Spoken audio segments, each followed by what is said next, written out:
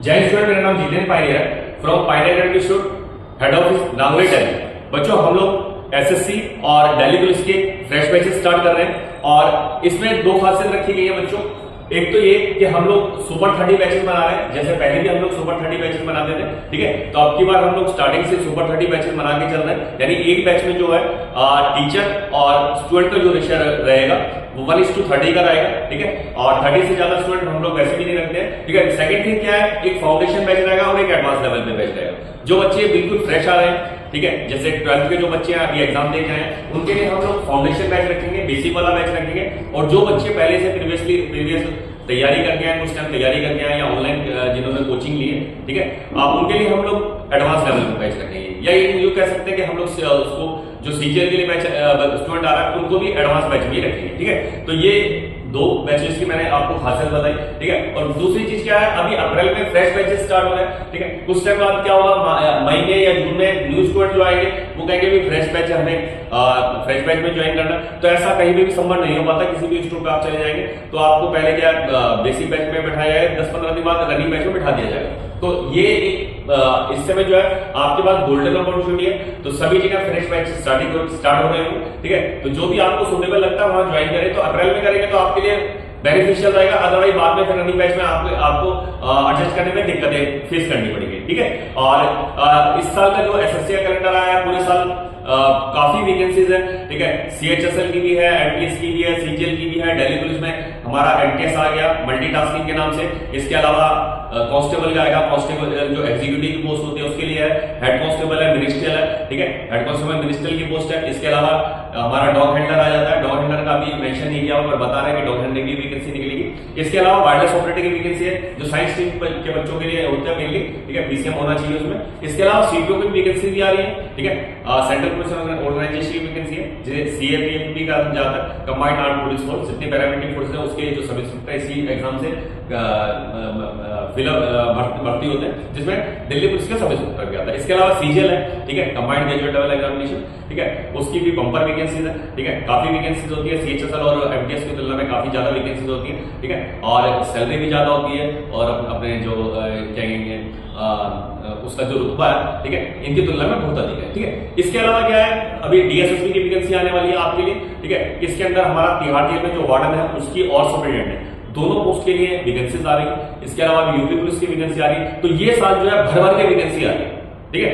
तो ऐसा नहीं है कि आप एक एग्जाम की तैयारी करेंगे फिर आप 2 साल बाद फिर कोई रह जाता बच्चा तो 2 साल बाद एग्जाम होगा, ऐसा नहीं है। हर महीने आपके लिए वैकेंसीज है, ठीक है। अगर कोई किसी बच्चे का अगस्त में कोई एग्जाम होगा, उसमें कोई गलती हो जाती है तो अपनी गलती का सुधार वो सितंबर में कर सकता है। सितंबर में कोई गलती रहता है, अक्टूबर वाला एग्जाम उसका और बेहतर हो। तो पूरे साल एग्जाम ही एग्जाम है, ठीक है। तो आप बढ़िया तरीके से तैयारी करें। और ये एक ऐसी अपॉर्चुनिटी है कि आप जो ग्रेजुएट बच्चा है उसके लिए 8-10 वैकेंसी मिल जाती है उसको, ठीक है। तो 8-10 वैकेंसी में अगर वो कंटिन्यू तैयारी करेगा तो उसकी 4-5 वैकेंसी आराम से क्लियर हो जाएगी। जब हम लोग तैयारी किया करते हमारे टाइम में भी ऐसा था, मेरा 22 जगह एग्जाम क्वालिफाई हुआ था, ठीक है। ऑल ओवर इंडिया में टॉपर भी रहा, 11 रैंक रहा मेरा, 22 रैंक रहा, 128 रैंक सीजीएल मेरा, सीजीएल 4 बार क्वालिफाई था, ठीक है। ये क्यों रहा, क्योंकि मैं कंटिन्यू लगातार वैकेंसी भरता रहा, ठीक है। अब मैं जैसे बता रहा हूँ 20 एग्जाम मेरे क्वालिफाई फेल भी हो दूं, ठीक है। ये है तो जितने ज्यादा एग्जाम देंगे आपको एक्सपीरियंस मिलेगा, एक्सपीरियंस जरूरी है, ठीक है। समझ रहे मेरी बात। दूसरा, कहीं पे भी जाने से पहले ये देखिए कि जिसके बाद आप पढ़ने जा रहे हैं उसको एक्सपीरियंस है या नहीं, ठीक है।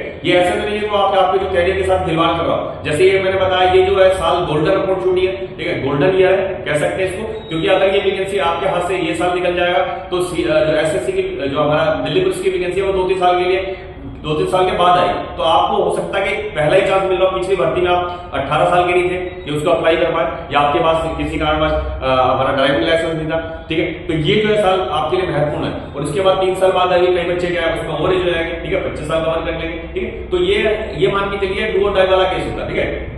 डू और डाई का मतलब ये नहीं है, ठीक है, कि करो या मरो, ठीक है। इसका मतलब है ऐसी सिचुएशन है कि आपको अब निर्णय लेना है, ठीक है। समझ रहे मेरी बात। तो ये नहीं मत सोचा करो अगली बार हो जाएगा, ना भाई, अगली बार नहीं, इसी बार करना, जो करना इसी बार करना, और एक राइट गाइडेंस के अधीन करना, ठीक है।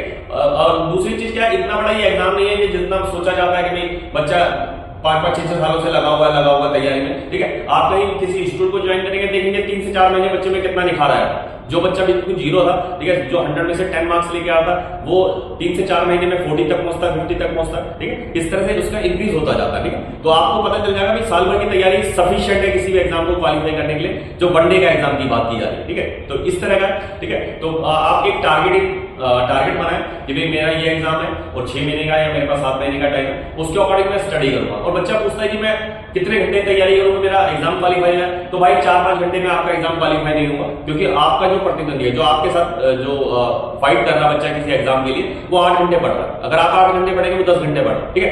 पर रिजल्ट भी देना चाहिए ना, ऐसा नहीं केवल 8 घंटे लाइब्रेरी में बैठे हुए किताब लेके बैठे हुए आप काउंट कर ले मेरे तो 8 आवर्स हो गए, नहीं, आप उसमें से आउटपुट क्या ले रहे हैं, क्या सीख रहे हैं, ठीक है, कितना उसमें समय दे रहे हैं और कितना ध्यान केंद्रित कर रहे हैं, ठीक है।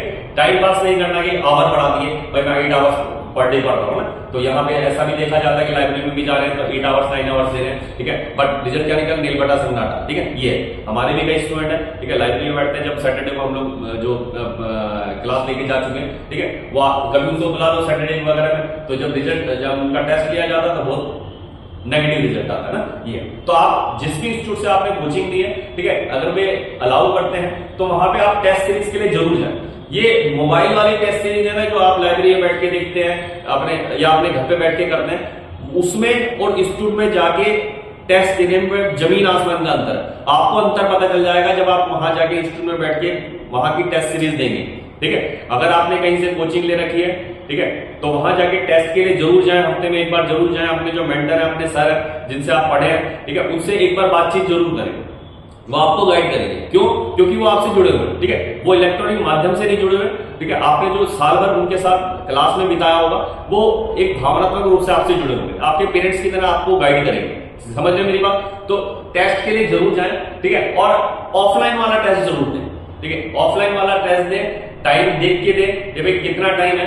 और एक मैं बार बार बताता हूं, ज्यादा सीखने के क्वेश्चन ना करें, भाई ये भी सीख लूं ये भी सीख लूं, ठीक है। सिलेक्टेड क्वेश्चंस करें, ठीक है, जो कि